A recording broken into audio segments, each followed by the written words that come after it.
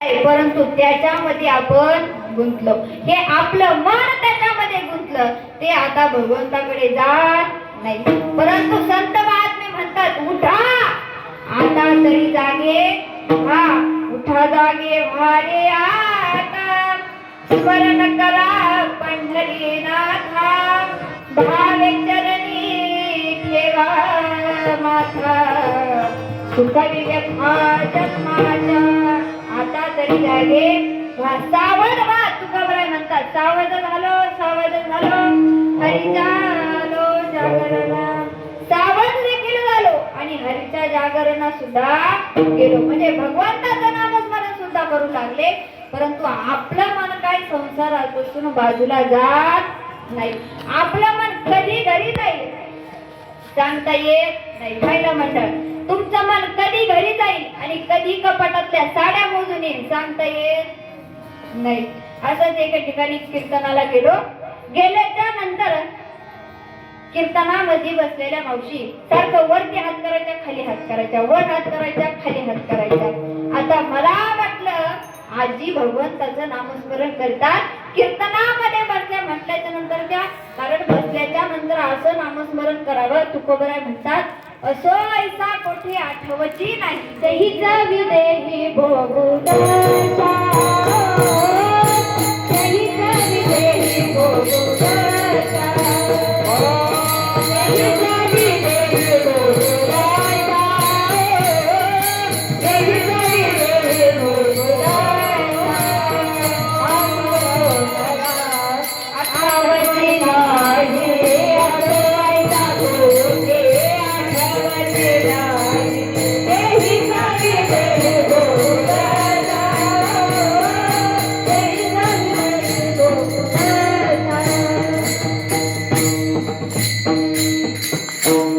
एकदा सर्वांसाठी टाळ्या वाजवा, सर्वांसाठी.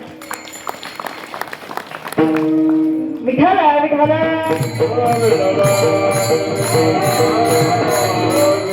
असे ऐसा कोठे आठवची नाही, देही सवी देवी भोगुदशा.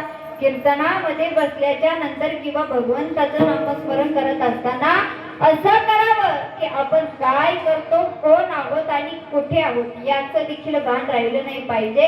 आता मी सांगत होते, कीर्तनामध्ये बसलेल्या मावशी हात वर करायच्या, खाली करायच्या, वर करायच्या, खाली करायच्या. मला वाटलं नामस्मरण करत असतील, भजन करत असतील म्हणून टाळी वाजवत असतील. मग कीर्तन संपल्याच्या नंतर सगळे जण आले, भेटून गेले. आजी देखील आल्या. आजीला विचारलं, काहू आजी, असं वाटतंय की तुम्हाला परमार्थामध्ये खूप रस आहे?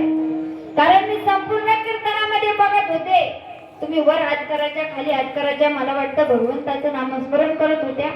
त्यावेळेस त्या मावशी म्हणाल्या, ताई, ज्यावेळेस मला कळलं की आज तुमचं कीर्तन आहे म्हणून मी आले. मी म्हणलं चांगली गोष्ट आहे. त्यावेळेस आजी म्हणाली, बघा आम्ही दिवसभर कांदे लावायला जातो, बरोबर ना महिला मंडळ? आता कांदे लावून घरी आले आणि पटापटा आवडलं. आता आमच्या घरापर्यंत तुमचा आवाज आला म्हणून जसं आवडलं तशी मी निघाले. परंतु आता येत असताना मी ते कुलूप नीट लावलं की नाही म्हणून ते पाहत होते आणि कीर्तनामध्ये बसले बसले त्या कुलपाला झटका घेत होते.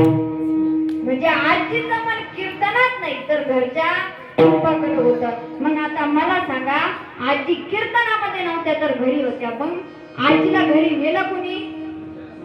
आजीच्या मनाने. म्हणजे आपलं मन हे स्थिर नाही, मन चंचलाचं पळत जाता येता न लगे. जे मन आहे कधी कुठे जाईल सांगता येणार नाही. आता मला असं वाटतं, सांगता सांगता तुम्ही सुद्धा त्या आजीच्या घरी जाऊन आले असते. तुमचं मन बरं का, तुम्ही नाही. विठ्ठल विठ्ठल.